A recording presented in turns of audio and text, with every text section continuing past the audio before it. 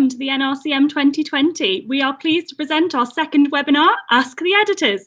This is an opportunity to ask the editors of some of the most imminent medical journals your questions, so please do get stuck in and ask your questions using the chat function. Chair for this evening, Professor David Beard. David has been a long-term supporter of the NRCM over the years. He is a Professor of Musculoskeletal and Surgical Sciences at the Nuffield Department of Orthopaedics, Rheumatology and Musculoskeletal Sciences in the University of Oxford. He is also Director of the Royal College of Surgeons Surgical Intervention Trials Unit. His research interests include surgical trial methodology, including a placebo control designs, outcome measurement, and a variety of musculoskeletal intervention studies. Over to you, Professor Beard. Many thanks, Lauren. That's great. So, first of all, just to say that I'm a huge fan and supporter of the National Collaborative, and you've done some great work over the years, and hope it continues. It's the future of surgery for me, and this session that we've got today, this webinar, is going to be really exciting. I've seen some of the questions, I know the speakers, and I think it's going to be a really excellent session.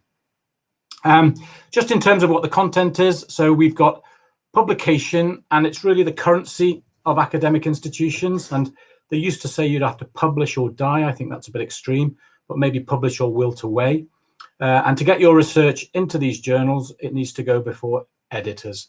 And the editors, they do an awful lot of hard work. I think we assume otherwise sometimes, but they're working very hard behind the scenes, and it's a highly responsible job. It's the end game of an enormous amount of funding. So lots of funding goes in, lots of research done, and they are the people who are responsible for getting it out into the public domain and disseminating. So their responsibility to give all research a fair hearing. It's important that the right research gets out there and the right manuscripts get published, and the wrong ones don't get published or don't get a fair hearing if it's incorrect and not appropriate or not going to contribute to our knowledge base. So with that background, we've got 4 excellent speakers today with really good pedigrees, high-grade editors from very good journals.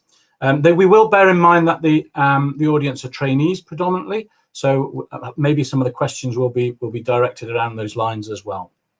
The 4 speakers we've got are Rob Hinchcliffe. He's representing and talking to us as the editor of the British Journal of Surgery. Elizabeth Loader from the British Medical Journal, the BMJ. Jesme Bagenal from the Lancet, and Malin Sund also from the British Journal of Surgery. And they're going to speak to us for about 5 minutes each about their career, how they got to where they were today, maybe a little bit of insight. And then after that, we've got a whole raft of questions to go through, which have been sent prior to this session. And then also, we hope we'll get some good questions from you, the audience, as well. So without further ado, I think we'll start off with Professor Rob Hinchcliffe, if we may. And just to introduce Rob, I've known Rob a little while now through the RCS and interactions there, but he's an editor for the British Journal of Surgery. He's Professor of Vascular Surgery at the University of Bristol, and at the Linda Foundation and the Royal College of Surgeons. He's the Linda Foundation and Royal College of Surgeons Professor of Clinical Trials, one of the new chairs which exists through the RCS. He's an honorary consultant vascular surgeon in Bristol, Bath, and the Western area, so down in the southwest, and has research interests on diabetes related to complications of the lower limb. He's also involved in minimally invasive vascular surgery and the development of new technologies in surgery and their application to drive evidence-based practice for patients with vascular disease. So a really good setting and backdrop to being an editor of one of the top journals in the country. Thank you very much, Rob, and I'll hand over to you. Thanks, David, and thanks to the NRCM team. I think this is a great insight, hopefully, for you as a potential publisher within BJS and other surgical and other journals. My journey really to become a surgical editor in many ways is a journey of apprenticeship. So I started as was then a surgical house officer and progressed through to become eventually a research fellow. And at that time, my professor used to often discuss research papers that he was either submitting or was actually sent for review. And I remember the first paper that I was invited to make a comment on was one he'd been sent to the British Journal of Surgery. And some of you may know the title, but it was quite an infamous paper. It was called Endovascular Aneurysm Repair a failed experiment. And from that sort of insight, really, we started to discuss papers in between cases. So he was obviously sent papers to review from British Journal of Surgery, and we would often discuss in between the operating cases, and that sort of whetted my appetite. And as I started to write my own papers as a sort of junior author, and he started to critique them, I started to realize that there was a lot more to publishing than I sort of realized. I then had the opportunity to start to review some papers on my own as I started to publish more myself. And eventually an opportunity became available. The BJS wanted to develop the next generation of surgical editors, and I became an editor assistant. And really under the auspices of the more senior editors, I was given some teaching of how to review papers more substantially, how to critique them. I was involved in all the editorial meetings, had to undertake an editor assistant project. And from there, after a period of time, I became a junior editor, and then obviously on to more senior editor within BJS. So really this was a surgical apprenticeship, if you like, in its sort of most sort of basic sense, and I just sort of went up through the ranks as I was exposed to more and more surgical publishing. That's great. Thanks ever so much for that. And it's also nice to see that rarely you're in the minority tonight with our panel in terms of gender. So it's nice to see that. We're going to move on next to our second speaker and guest. And that's Professor Elizabeth Loader, and she is Head of Research for the British Medical Journal, as we've said. She divides her time between the BMJ, which I suspect is quite demanding, and her position as the Chief of the Division of Headache in the Department of Neurology at Brigham and Women's Hospital in Boston. She's a Professor of Neurology at Harvard Medical School and is former President of the American Headache Society. And Prof. Loader has devoted much of her recent career to the development, implementation, and dissemination of standards for research reporting. So the standards is really important in this area. And I welcome you, Elizabeth, to give us a little word about yourself. Well, thank you so much, Professor Beard, and hello, everybody. I will preface my recitation about my journey to becoming an editor by saying that it is not a journey that began with this destination in mind, and I did not set out with the idea that I wanted to become a medical journal editor. But now that I'm here, it seems that all of the experiences I collected along the way have turned out to be very helpful in my job as the head of research for the BMJ. And I guess the lesson, which I'll draw before I even tell you about my career, which has impressed me when I think back over my journey, but also look at the journeys of other people who have really interesting jobs where, you know, one looks and thinks, well, gosh, what a wonderful job. I wonder how they ended up there. I guess the lesson I draw is that many people, if not most people who have really interesting, unusual jobs, probably didn't really set out with that particular job in mind.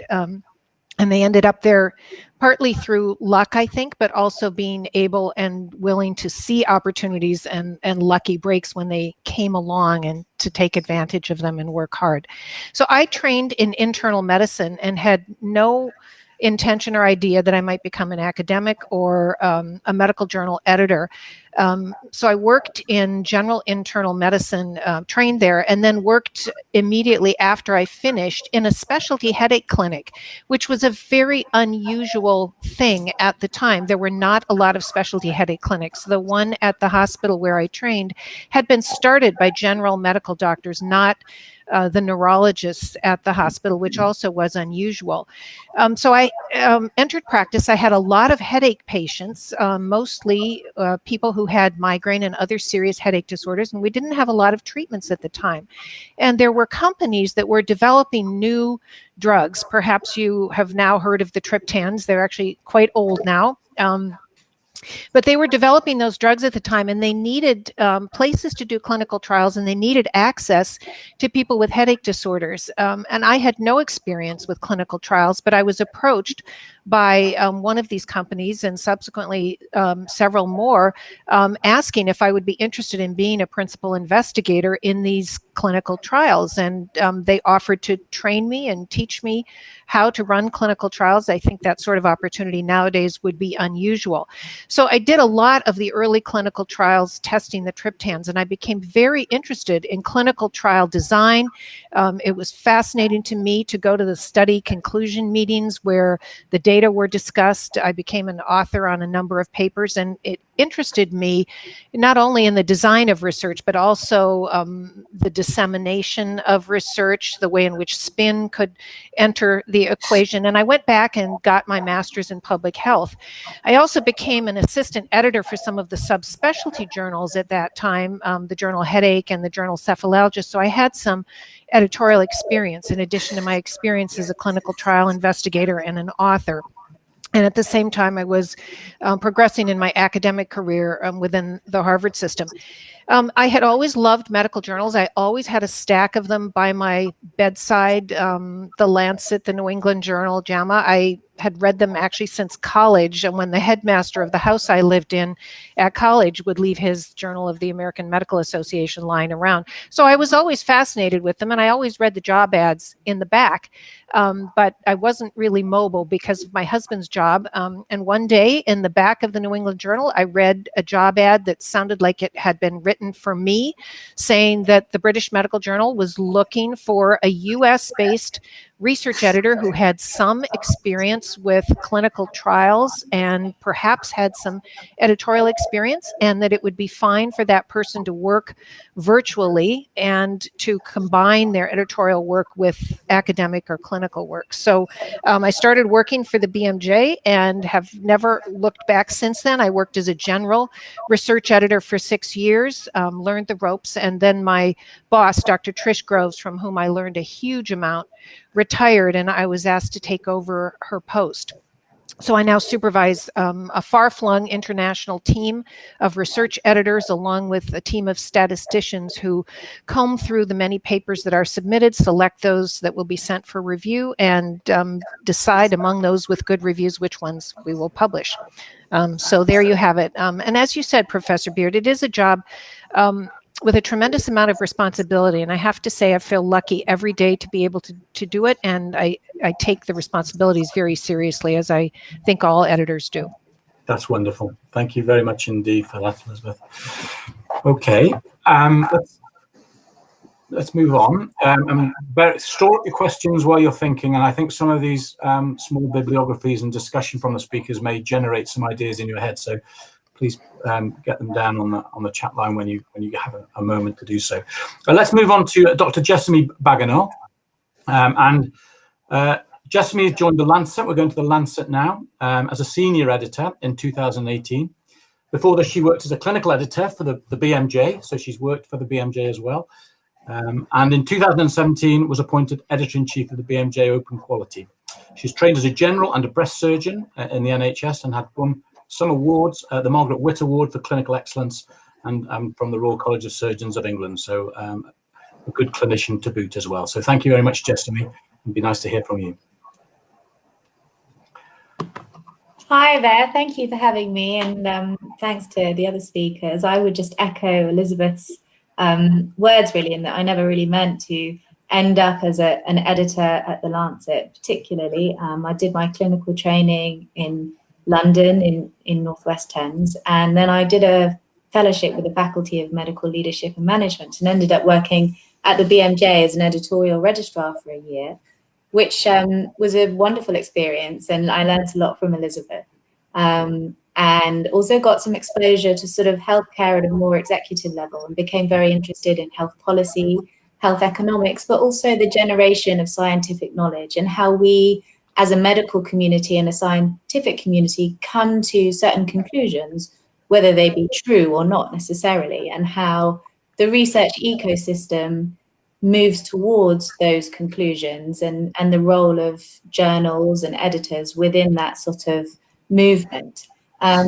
So after working at the BMJ, I then carried on for a little bit, doing some freelance with them while I was also doing clinical practice, and then took on this role as editor-in-chief of their one of their open journals, and really wasn't sort of meaning to leave clinical practice at all, but got offered this job at the Lancet, and it seemed like a very exciting opportunity. My interest had kind of broadened to, as I say, health policy and economics and global health, which is a real focus of the Lancet. So I moved there in 2018. I find it extremely intellectually stimulating, and it is a really, extreme privilege to be able to work in that space. I work across research, and I also do education. And at the Lancet, we also do big commissions. So we're quite sort of campaigning as a journal in that we try to take on topics that we feel need some sort of extra effort, either by joining people together and perhaps trying to bring members of the scientific and medical community together that may not always be together. And that can sometimes generate some new thoughts. So I've been there for 2 years now, and I find it extremely enjoyable, and I'm looking forward to our discussion. Enjoying it. It's great. Thank you very much, Destiny. That's really helpful as well. So we'll come back to you shortly. And then lastly, but not least at all, is Professor Malin Sand. She's an editor at the British Journal of Surgery also, and a professor of surgery, I never pronounce this correctly, but Umeå in Sweden. I apologise for that. But she's Sweden's first female professor of surgery, which I'm surprised at, to be honest with you. I thought Sweden was more progressive than that. Her clinical work focuses on breast surgery, and her main research interests are tumour stroma, matrix biology, and cancer biomarkers. And a quick overview from you as well, if we can, Malin. Thank you, and I think you pronounced it quite well, actually, so it's Umeå. Hello, everybody, and thank you for the opportunity to be invited to this event. So I think a lot of the things around my journey are similar to what you already heard. So I did not plan out to become an editor either, but the opportunity came. So my background is such that I started out in basic science quite early during medical training and did a MD, PhD. And after that, went to Boston for a postdoc, and I was very much into the research career and pushing my papers to the editors, if you want to put it like that way, and of course reviewing more and more also, and becoming more interested in what happens on the other side. I then came back to Sweden and started my surgical training, and at some stage, one of the senior professors in Sweden contacted me and said that BJS has this editorial assistant bursary that maybe you should apply. This would be something that you maybe would like. And actually applied and got the position the same year as Rob. There's usually 2 of those editor assistants that work with the team for a year. And I did a project on what's the fate of the experimental papers in a clinical journal. And it was a fun year. And after the year was gone, I missed being in that group. So when the editor-in-chiefs got back to me a couple of years after that and asked if I wanted to try out as a associate editor, then I, of course, said yes. And that's the road I'm on still. And a few years after that became full editor, and I really like working in that group. It's a very international group, and we used to meet quite frequently. Now, because of the pandemic, it seems like years ago since we met the last time. We have our meetings virtually now, and I think what I find most fascinating is the discussions that we have around papers, and I think that part really suffers a bit from not meeting in real life, if say so. But so that's my journey to becoming an editor, and of course I struggle a bit more maybe than many of the other speakers here because English is not my first language. So, but in the BGS editorial group, there's plenty of those that do not have English as their first language. So we sometimes we're accused of speaking your talk. So I apologize if that's what you hear tonight. I was asking you to speak Swedish back. So no, fantastic. Thank you very much indeed, Malin. Okay, that's great. So we've had good introductions and some insight from all of the speakers. Now, there's questions coming in, and I've got some previously. I'm going to start by talking that everybody's interested in your careers a little bit to begin with, and how you go about things. So just I'm going to give you a raft of questions just to remember them, and we'll go around the group if we may. One from me, I just wonder whether you all love literature and English language, and one of the motivators was because you like the written word. Surely that has to come into it. I'd be interested to know if any of you actually don't enjoy that as a person. The second question that we've got is one Stephen Chapman here online, and he says, how do you balance the clinical side with the editorial tasks that you've got, the editorial responsibilities? Because you're doing this juggling all the time. That's a pretty tricky thing to do, and especially when times are busy on both sides. How do you manage that? And then just embedded in that, if you just say quickly as well, are there any tricks of the trade or habits which you have adapted or adopted over the years to help you with that? So three quick responses. We'll go to Rob first. It's about, do you like the English word, balancing things clinically with the editorial responsibilities, and any tricks of the trade that you use? Yeah, I think you do, David. I think I enjoy the English language. I think it's all part of communication, and it's all about writing a short letter rather than a long letter. It's all about trying to get the message across in a succinct but clear fashion. And I enjoy trying to do that. And I think that's what surgical editing and editing is. That's a key component of that. In terms of balancing the clinical and editorial, well, I think the second and third questions go hand in hand, really. I think it's all about efficiency. And I think as you get older, you learn how to become more efficient, to use your time more productively. And that's the key issue from my perspective.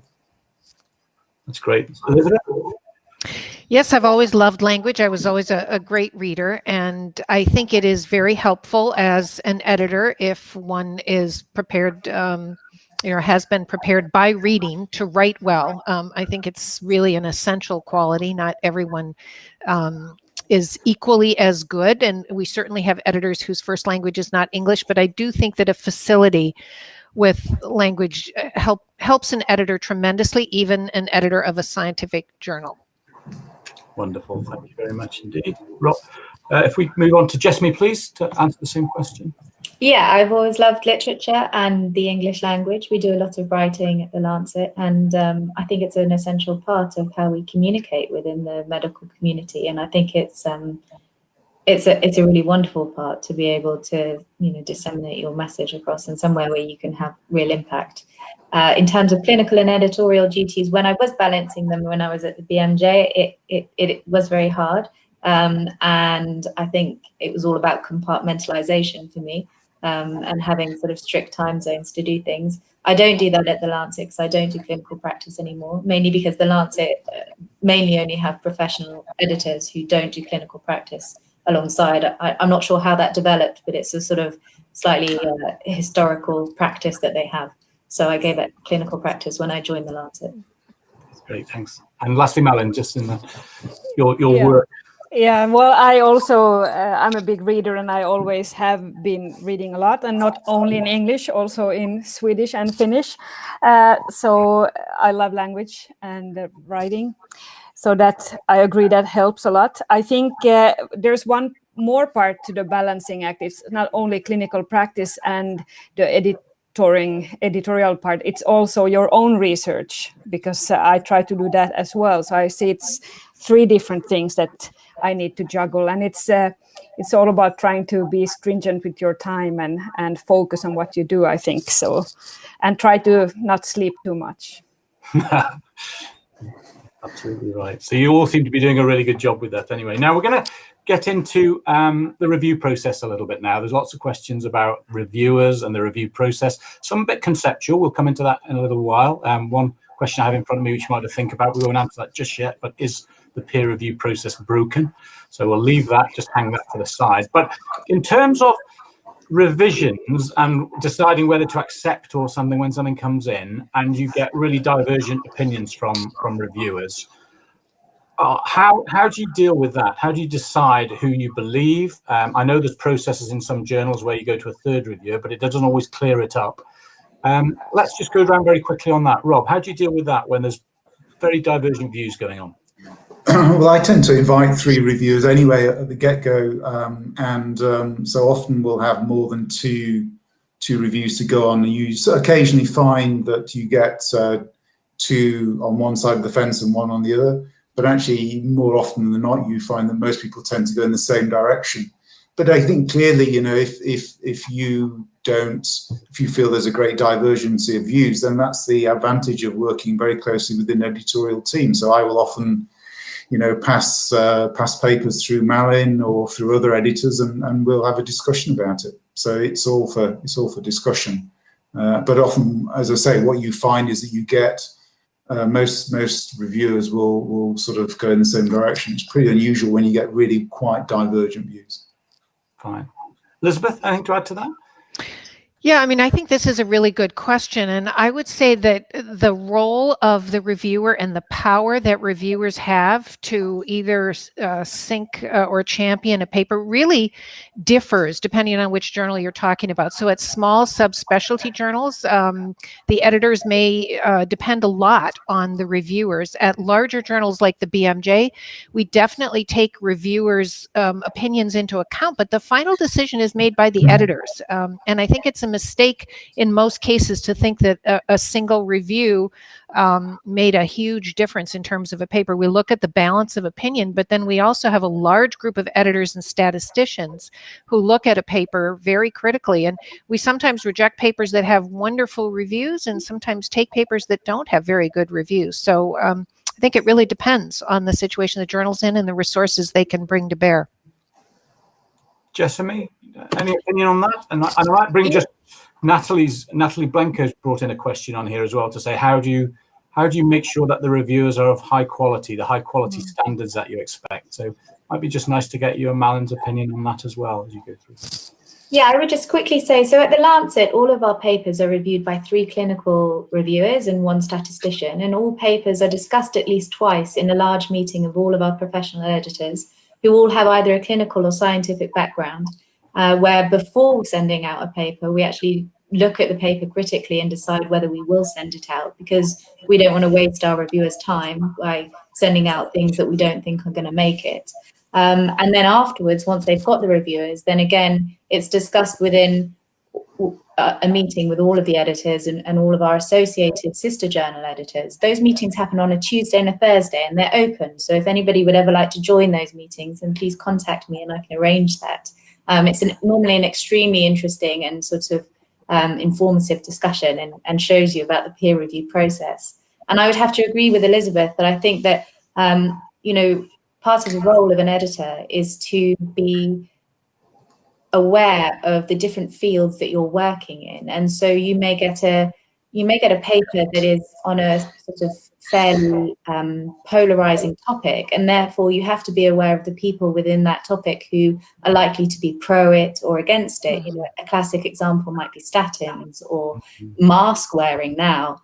And so you would try and get reviewers who would probably give you both sides of the table, and then along with other editors, you'd have to sort of critically appraise whether actually, you know, what the reviewers are saying are more out of this sort of polarizing sort of text, or whether they're actually out of fact, and what that adds to the sort of scientific evidence at the moment. Is it the end of story, or is it sort of mid-story? And so there's all of those conversations that go on. So the peer reviewer themselves, you know, they're important, and they often provide some very, very useful insights, but I don't think they're a sort of deal breaker. And we also often reject things that might have great reviews, but ultimately we don't think that they're the right fit for the Lancet for, you know, a variety of reasons. In terms of making sure that peer reviewers are of good quality, again, that's part of, I think, the sort of responsibility of an editor, of keeping up to date with, you know, the different people within your field, who's leading certain research, attending conferences, you know, networking within different fields and specialties to make sure that you know where that research is going, or where the scientific community is headed, so that you know who to review and who to invite. And much of being an editor is about building relationships, whether that's, you know, commissioning things and trying to guide pieces of work into a certain direction, or negotiating whether a positive trial ends up being a negative trial because, of one way it's spun. So that would be my answer. That's great, thanks. And Malin, you can add to that by all means. I don't want to stop you down, but just adding to your thought process as well. Any training? I know Rob's covered off the BJS a little bit, but add to that. Maybe think about any training you offer there for reviewers. Well, I would like to say that you build your own group of reviewers also over the years. So first of all, we work with subspecialty topics, so you tend to know your own field, and then you tend to start working with some reviewers that are doing really a good job and on reviewing, and you build a relationship with them. Of course, we as BGS gives a lot of workshops on how to review a paper and try to train new reviewers, and I tend to also try to invite new young reviewers that maybe aren't that known in the field, but that I know do good work. And sometimes I find that some of these reviewers are really good in reviewing, and then I tend to invite them again. So I guess that's how you become trained indirectly. Do you have pet reviewers, friendly ones? I mean, there's bias. We'll come to bias in a bit, because bias is really important in this world, as you'll be very aware, and it's a bit unseen sometimes, but there will be biases there, and trying to protect against it as editors must be quite difficult sometimes. But you will probably want to go to certain reviewers who do a good job, or I don't know, they just speak your language. It's that sort of affinity bias which exists a little bit. Anybody want to comment on that? Yeah. Well, Malin first, go ahead. No, I was going to say that, of course, you tend to also know what people work on and what their research interests are, so they really know the field when it starts to be on the fringes of what's your field. So then it's good to work with those kind of researchers that have been working in the same field as reviewers also. Okay, that's good. Now I'm going to go to you sort of individually a bit now. We've got several questions that we need to get through. So if you want to answer a question, just pop your hand up by all means. So first one, this one is specifically for Elizabeth, and the question is: in the 2000s, the BMJ issued a mission statement to become more readable and appeal to everyday clinicians by modelling itself on Cosmopolitan. I don't know who did this question, but it's a great question. Do you think, we see the lay summary, and these days they're so important, but readability, do you think more journals should take this approach? And should we sort of, I don't know, offset the need for impact factor with the readability and access to it? It's a tricky one. Well, I don't know if Cosmopolitan was the only model there was, but certainly there was a conscious effort to make the BMJ more readable. I have to preface this by saying that before I worked for the BMJ or knew anything about the BMJ, I always found it among the more readable of medical journals. I always thought it was very clear, and it turns out that, I think if you compare the styles of different journals, the BMJ, although it's a British journal and Americans might think that the British would naturally be more stuffy, I think has always been written in a very down-to-earth and accessible way. Yes, there was a conscious effort to improve the accessibility and perhaps the appeal of the journal, while at the same time making sure that the content is scholarly and reliable.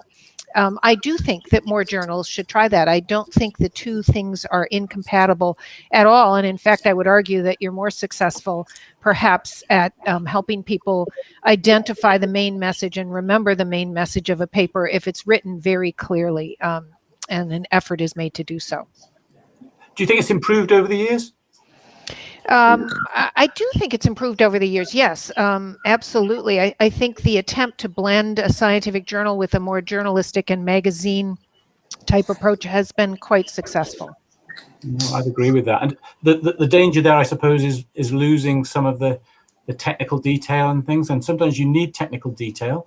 So it is a big challenge, actually, but I do agree. I think it's improved. Well, that's where online appendices and the fact that you can put almost everything online now really help. No, appendices is a really important part. Rob, coming to you. This question here, what are the big, now we all hear this, go to a conference or you go to a seminar and this is how to get your paper published. And it's riddled with myths. Which are the biggest myths that you've come across, where these how to get your paper published myths? Or do you agree with them all when you hear about them?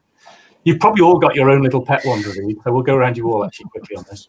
No, I think there's a supposition that just because you come from a well-known institute or have published or are submitting a paper with a large N, large numbers of patients, that you will automatically get published in a reputable journal. I think that's a myth that we should debunk, and is actively debunked on a regular basis at the BJS. Malin? Well, I guess the one thing that we don't like that much is this grandiose thought of this is the first paper ever, showing whatever, because you don't know that it is, and you probably, so that's one thing to try to lose from your paper. Yes, I mean,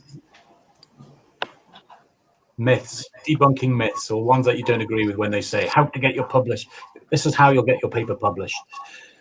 I suppose that there's any sort of formula at all, I think is probably wrong. I think the way that journals choose their papers is not a scientific process, and it's often about what's going on at the moment. So at the moment, race and ethnicity is, a huge drive for many journals in trying to increase that sort of visibility. COVID-19. So there are lots of topical things that go on that make a paper more or less suitable at a certain time. So I really don't think that there's any kind of formula that you can apply to guarantee publication. Because people are desperate for that, aren't they? And as somebody the other side of the fence, we will write papers and we'll think this is one of my best papers, and it gets thrown out. Or other ones you think you can almost see errors in your own sometimes, and they get through. And so I think probably it's difficult for people not to know. There isn't a formula, and there is a level of judgment in it, and there is a level of serendipity, and there is a level of contemporariness. There's a whole bunch of things, I suppose, which actually input into the decision to accept a paper, particularly in the higher journals that we're talking about here. Exactly, and I think that's one of the existential crises that most editors probably face as well. How do we live with ourselves about these types of decisions? Yeah, and that's great. Elizabeth, do you have to add to that? Yeah, I'll echo what Jessamy said. I don't think there is a formula. I like to think that extremely good, important papers will always find a home in the BMJ, and that really badly done, poor papers will never find a home.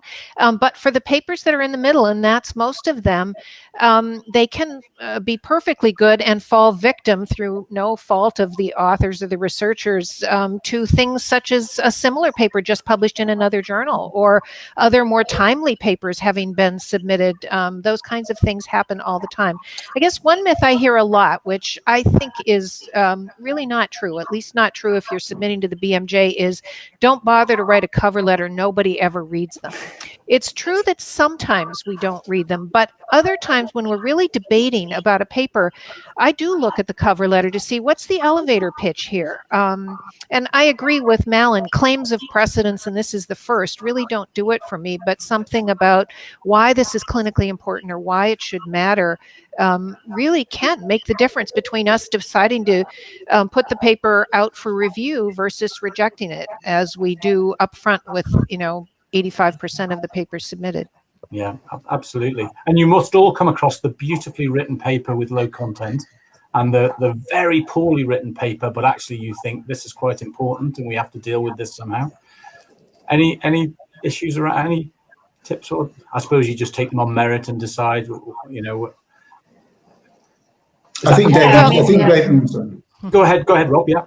I think, David, you get sort of 3 groups of articles or 3 groups of manuscripts. One of those are absolutely stellar papers, and you read them and you think, wow, whatever the reviewers say, we're going to accept this. And then you get the ones that are absolutely terrible. You think, there's no way that this is going to fly. But most of our papers, and mine included, are somewhere in the middle, and they take a lot more thought in some ways about is there a clear message here? Can the editors and reviewers sort of unearth that message? And that's in some ways is a bit more skill involved in the editorship, really, to try and unpick the most important clinical message out of that, improve it, and really make it fly.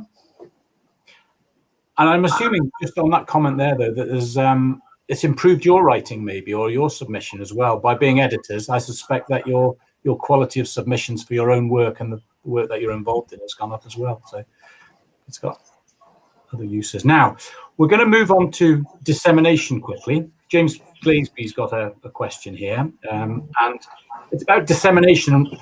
How much do you do to help with the dissemination? It's so important. So we all know that you can write beautiful papers. It takes a long time to get there, and then nobody reads the damn thing. And that's very unfortunate. So the important thing is getting that out there. Do you have a focus on that in your journals? And how do you help people who have published with that process? Let's go around in reverse order. Malin, anything from your side? I think, or I hope that some of the audience has seen what we try to do in BGS, and Rob can, of course, add. We try to, of course, work through social media platforms and try to raise questions and interest in the papers through that. We also have tweet chats on interesting topics and papers that have come up, and we just initiated something called the Young BGS, where we try to gather a lot of trainees and a new younger generation that can be involved in our papers and the discussions that come out of those. That's at least some things that we do. I don't know, Rob, if you want to add something. Yeah, I mean, we have 30,000 followers on Twitter, for example. We have developed things like plain English summaries to try to reach the patient and public audience. We have a sort of relatively gestational young BGS, which is all about developing the next generation of surgical researchers and improving networking, education, innovation, and potentially a review mentoring program, which is all really quite early stage, but we're quite excited about it, and we've seen quite a lot of excitement, I think, from young BGS potentials. That's great. Thank you. Elizabeth, coming to you, a different question, slightly a change of subject, really. So a lot of people like to go for pre-submission inquiries. They kind of badger you a little bit. Knock your door. You'll all have it. Helpful or not? Do you like to hear from those authors, or do you prefer it just to be a submission and stay clean? We're always happy to answer pre-submission inquiries. The more specific they are, the easier it is to give the authors the advice that they may need. It's especially useful when the paper that they are asking about really isn't in scope for the journal. And then we are able to say, sorry, this just is not the sort of thing we publish. Maybe it's basic research, animal research. Maybe we just published something the other week on this and we're going to be moving on to other topics. So I think that's useful. If people give a very vague description of the research, it's really hard to give an opinion. And then we will say, go ahead and try to submit it, and we'll let you know quickly. We do try to make decisions about whether to send something out for review very quickly in order not to delay people sending it elsewhere. And we have a cascade system so that we can send it on, if they choose, to another journal among the BMJ family of journals. That's really helpful. BJS, who would like to take that one? Malin or Rob? Pre-submission inquiries? Well, I think it's okay. Personally, I think it's okay, because it's sometimes saves the author also some hassle to submit something that we are clearly not interested in. But of course, I'm saying that with some caution, because I don't want a whole big load of those pre-submissions. I think it's quite rare that authors actually do that. It's more maybe meeting somebody at a conference and they're asking whether this could be of interest. So in such a setting, more than actually sending an abstract or something. Jessamy, Lancet view on that? Might be worthwhile. Sorry, I missed the question. My internet cut off there. That's okay. So we were just talking about pre-submission inquiries. So you're busy enough. We already know that you've got your desks full and it's hard enough to make decisions. And then you get lots of pre-submission inquiries. From the other side of the fence again, sometimes that can be really helpful, because if you're given a bit of a steer, you might think your work is very good in that, and you might see straight away that it's not going to get very far. And it's better to turn at that stage and rather than go down that line. But I can also see that if you get lots of those sorts of inquiries, you can't answer them all. Do you have a policy at the Lancet?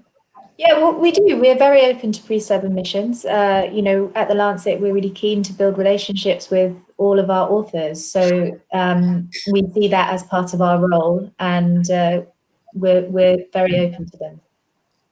As long as there's enough information, but we often get back to you if there isn't enough information to try and find an abstract or something, and then do it that way. Oh, we've lost you again, Jessamy. Not to worry. Now, let's see if we can bring it around a little bit to thinking about our audience, and there'll probably be a lot of trainees on this with the collaborative, all wanting a big publication, all wanting to get down that line. Any advice? I mean, it's probably not an editorial decision, but anything about authorship sequence with those that can cause some problems? People taking last place, first place all the time when a lot of the work has been done. Do you have any advice for them in terms of trying to cut down the amount of research, perhaps, so journals reduce the volume, but the quality goes up, but then you don't get as much opportunity to publish? Almost a bit like time in theatre. Anybody want to make any comments about the trainees and how they should view? Well, maybe I can start. I think authorship is something you should decide on when you start to write a paper. It's not something you do at the end of the process, because that's always going to lead, and that's to fights or unhappiness. So I think it's important, and I speak as a researcher myself, trying to always make up that to start with, because it's the cleanest way to do it. And of course, things can change during the process that might lead to some changes. But and I must say that I'm really a huge fan of all this collaborative research that goes on in the UK, and I'm trying to push it also here in Sweden, because I think it's fantastic that young people get so involved in research. But it's also important to be involved in the writing part and not only in the collecting part of the data, because you need to also train in the writing part and to become a real author, and train in the authorship part. And it takes a while as well. I mean, I think it does. You can't get it overnight, I don't think. It's really Rob, do you want to comment on that at all? No, I think I share Malin's views on that. I think the collaborative work led from trainees has been fantastic. One sort of note of caution that, of course, with authorship comes responsibilities, and as we've seen through various high-profile cases, notably in Sweden, there are significant consequences if you get it wrong. Great, Elizabeth. Moving to you, just in terms of tasks and the process now a little bit. Question here from Jonathan Evans. Hard to hit the final submit button, and we all know that time when you're doing formatting, getting it all arranged, and there's so many rules from you guys of what you want and how you wanted it. How important is all of that? Do you throw things out if it doesn't conform to what you want? You go, right, you've got to be a screening process. You've messed that up, out you go. There is a screening process. It's rare that we would reject something because it isn't formatted or it's missing this or that. Certainly formatting really makes no difference to us unless it's so poorly formatted that it can't even be read. And believe me, we see papers like that where the figures are very poor. You cannot enlarge them to the point where you can read them. Those sorts of things obviously work against authors. The other thing that we really do need to know up front, we need a clear accounting of conflicts of interest and competing interests. And we also, in the case of clinical trials, really need the information about registration, because we don't publish trials that have not been prospectively registered.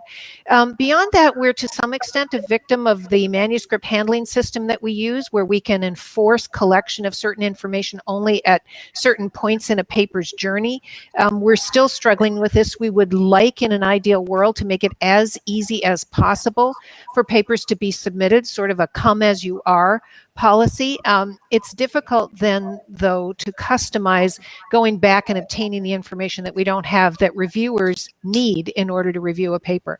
So we're still working on that. We're very aware that it's challenging for authors. I wish I could say that it's going to get easier soon, but I'm not so sure that's true. Okay, Jessamy, are you still with us? No, can't hear. Yes, I'm still here. Oh, you're still there with us. Great.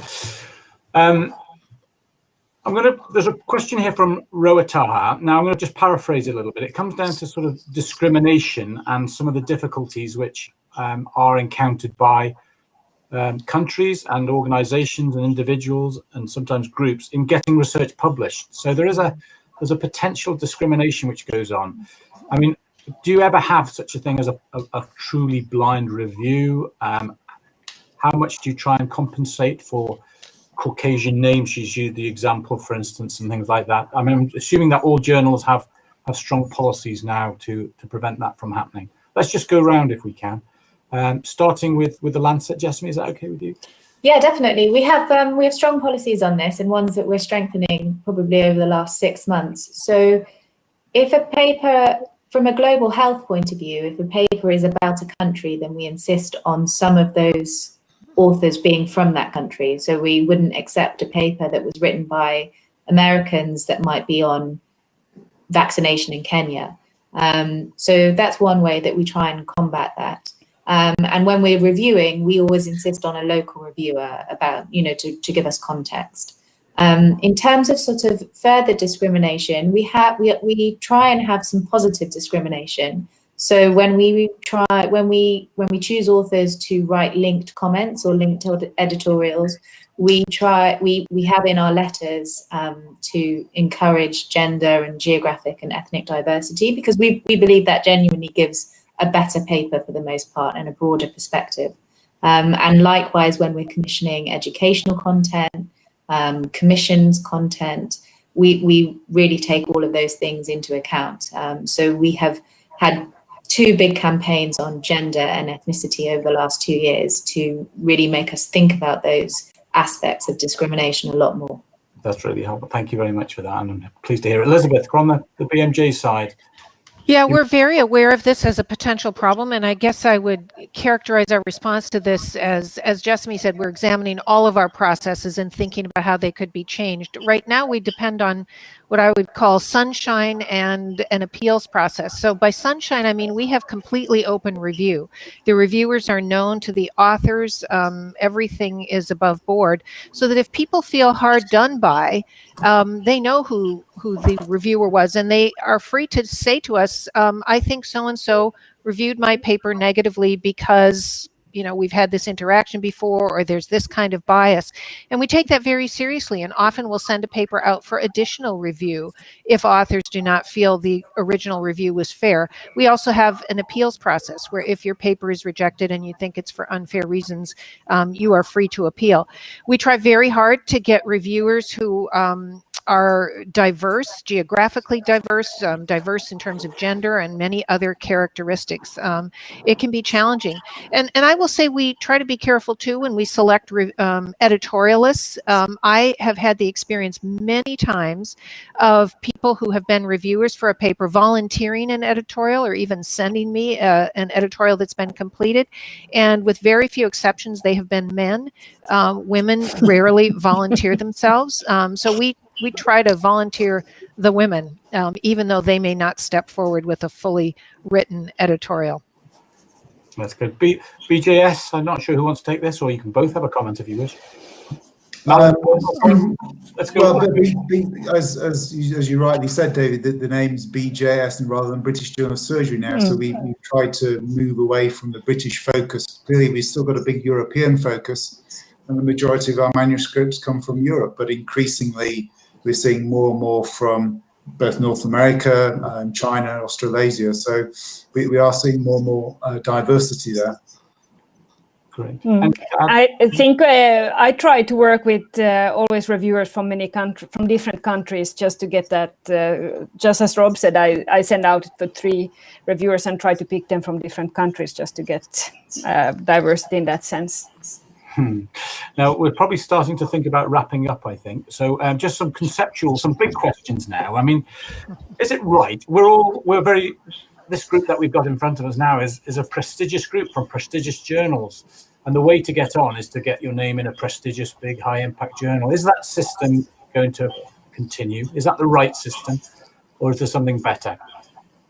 Should we still have this high impact concept and to get into these very best journals to progress your career and to disseminate the best research? probably unfair to ask you that because you're all part of it, but let's go around anyway. Jess, do you want to start on that? I think it's a great question.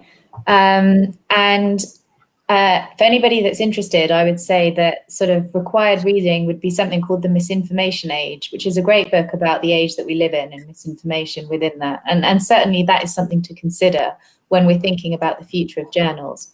What the future of journals are, I don't know. It's an interesting question. Whether it's right, I also am not sure. It's the one that we have at the moment. And for the most part, I think that larger journals will survive, but they will need to become much more campaigning and need to offer much more. I missed a question earlier about communication, but when we think about what a journal is in the future, communication is a key aspect of that. Our communication team is now probably 30, and how we are disseminating information and making sure that that information is factually correct and also available to the more sort of general audience will be one of the things that I think journals are judged on, and will be one of the things that make journals survive in the future. Whether researchers should be able to get on if they get their papers in high impact journals, I don't think that that's necessarily right. And I think that that's changing. You know, we've got things like Plan S, Wellcome Trust, you know, Bill Gates Foundation, serious movements towards open access, which will shift the entire ecosystem of the way that journals work probably over the next 10 years. And it will be interesting to see how that spans out. Yeah. I think that it will be, I hope that it will be more equitable. But I do think that there is a role for journals that add value, and journals that offer interpretation, and journals that offer campaigning. I agree. And I think the vehicle may change as well as we become much more media savvy. Maybe balancing those two things together. It may not be the journal, but just how it delivers its message. Malin, do you want to add to that at all? Well, I echo what the previous speaker said, but and in my country, there's actually, for public funding, you have to publish open access. So everything needs to be open access anyhow in a few years. So, great. Elizabeth, final comments? Yes, I think there will always be a role of some kind for journals, and that the major journals will persist. I think that with the explosion of information and misinformation, people are very hungry for trusted experts to curate content. And I think the role of journals may shift from publishing the research, because of course now you can publish your research on preprint servers and it's open access. I think they'll be judged more and found useful because of the commentary and context and added value that they bring surrounding research. Thank you very much, Elizabeth. And finally, Rob, just to finish up on. I think they're all very sage comments, David. I don't have much to add in addition to that, but I think clearly it's a very rapidly changing time, and journals have really got to convince everyone that they're providing added value. I think we do at the moment, but there's certainly a number of journals out there that probably need to reflect on what added value they're providing.